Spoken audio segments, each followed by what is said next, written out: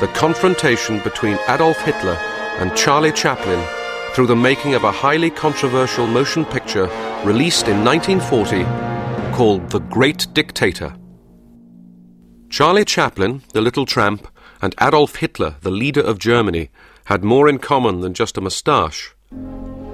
They were born in the same week of the same month of the same year. A few years before Chaplin became famous as the tramp, Hitler was a tramp. Both were outsiders who left their homeland to conquer the world.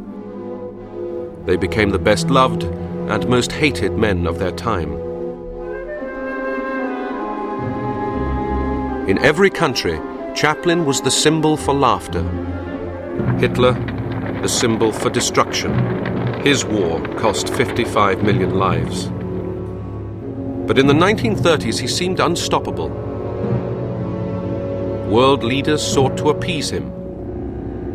Most of Hollywood chose to ignore him. But one voice would speak to millions. One man would have the courage to challenge the world's most dangerous leader. Charlie Chaplin. The climax of The Great Dictator. Chaplin's Jewish barber is mistaken for the dictator and is called upon to speak. Excellency, the world awaits your word. Chaplin had never spoken on the screen until he made this film.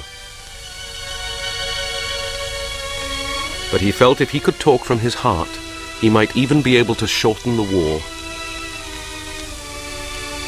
What was it that would bring Chaplin and Hitler into such a unique confrontation? Chaplin was born in 1889 in the South London slums he would recreate so often in his films. His father was a music hall singer, as was his mother.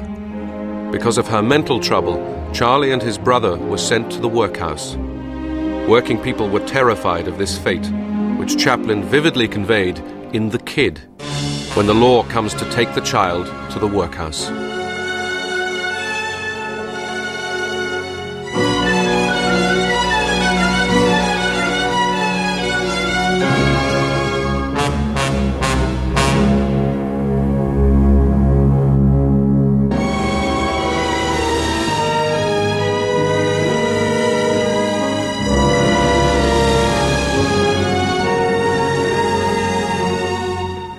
Chaplin escaped into the theatre, became a music hall comedian, and sailed on his first tour to America in 1910.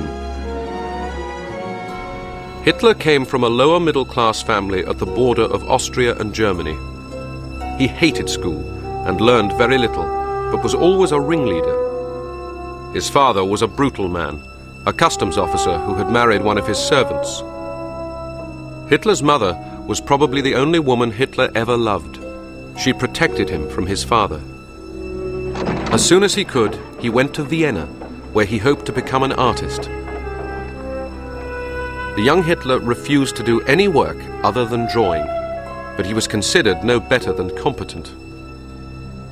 His failure in the entrance exam for the Vienna Academy devastated him. How different history might have been had Adolf Hitler been accepted. He lost his self-respect and sank lower and lower into the slums of old Vienna. He became a tramp, sleeping rough. This Vienna men's home probably saved his life. It was supported partly by Jewish charities. But from such men as Guido von List, Hitler soaked in hatred of the Jews. List preached the superiority of the Aryan. His symbol would become Hitler's.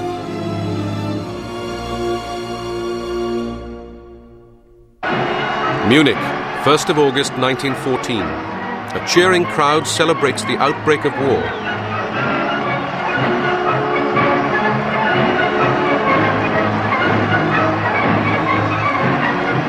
The scene is recorded by a photographer, and among the crowd he's photographing is the 25-year-old Adolf Hitler. It is not often one sees the birth of a legend. This crowd takes no notice of the tramp on his first appearance in public in 1914. A year later, he would be mobbed wherever he went. 2 years later, he would be the most famous man in the world. February 1916, Chaplin signs with the Mutual Film Corporation for the highest salary of any performer in history, standing behind Sidney Chaplin. Hitler was earning 9 marks a week at the front, but he loved the war. It gave him a sense of purpose, and he was still an artist. He designed this facade for a soldier's cinema. Hitler had avoided the Austrian army because of his passion for Germany. His supreme commander, the Kaiser, is fuming with jealousy over Chaplin's popularity in this wartime cartoon. Charlie captured the Kaiser at the end of Shoulder Arms. The Chaplin films did more than any others to raise morale.